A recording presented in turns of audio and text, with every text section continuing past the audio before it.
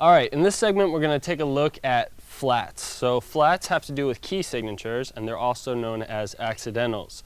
I've showed you sharps before, so sharps tend to obviously they have to do with keys that either, of course, have sharp in the name, F sharp, C sharp, D sharp, or just plain notes. So like D, E, G, A, B, those are all sharp keys, and we've talked about that. The thing I told you to memorize in the other segment, and also, of course, we're going to need to know for our flats, is that the key of C has no sharps or flats, and the key of F major has one flat. So those are the two things you have to memorize, and otherwise, we just have our order of flats, and then we have our formula that we go off of. So in sharps, you knew we had fat cats go down and eat bugs, and we had our little formula going to the 7th degree and blah, blah, blah, and we have our two ways of looking at it, whether we're given sharps and we need to figure out the key, or whether we're given the key and need to figure out the sharps. With flats, flats are the opposite. So where we had F, C, G, D, A, E, B before, now we're going to have B, E, A, D, G, C, F. So I look at it as bead, G, C, F. So that's the order of flats, B, E, A, D, G, C, F. Now, the formula that we're going to use goes like this. So if we're looking for a specific key, we want to find out the key signature of E flat major, you want to go up in the order of flats, and you want to go one past E flat. So for in the example of E flat, of course. So we count up B, E, and then one more, A. So in the key of E flat major, there's three flats. They are B flat, E flat, and A flat. Okay? Let's try another one. Say we want to figure out the key signature for A flat major. Okay, we count up our order of flats till we get one past our desired key, which in this case is A flat.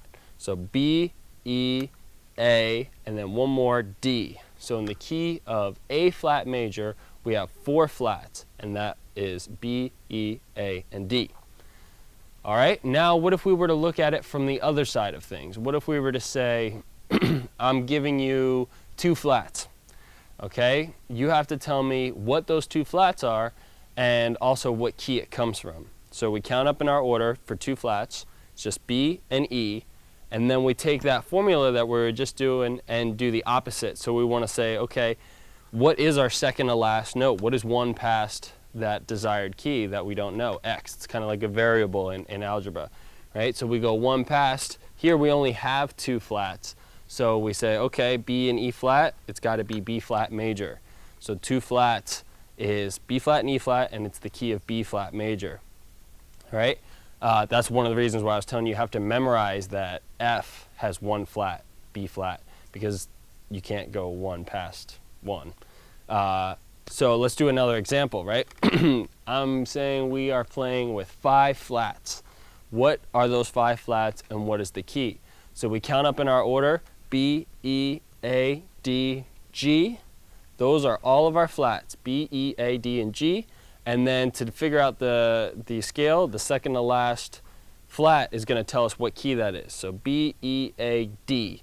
So D flat major has 5 flats in it.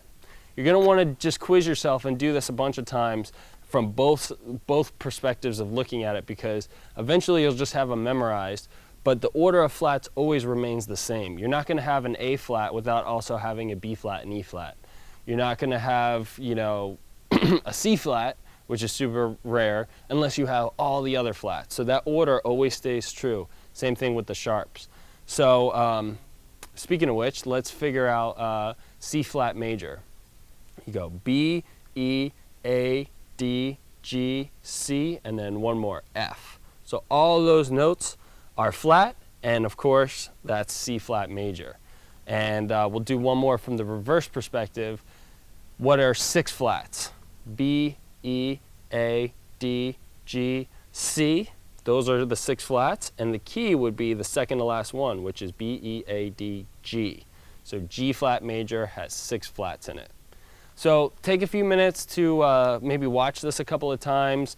I'll give you some worksheets to go along with it to kind of get it down, doing the formula, like I said, looking at it from both perspectives, and then soon you'll just have them memorized, and then you'll be able to pull in the diatonic chords and say, okay, if I'm in the key of B flat, what are all the chords that I can play? Or if you're improvising and you're in the key of C minor, what's the relative major? Oh, E flat, and then what are all my modes based off of that? You got to know key signatures in order to figure out diatonic chords and scales. So really useful stuff. Spend some time with it and get it dialed in to where it's second nature, and you'll be flying in no time.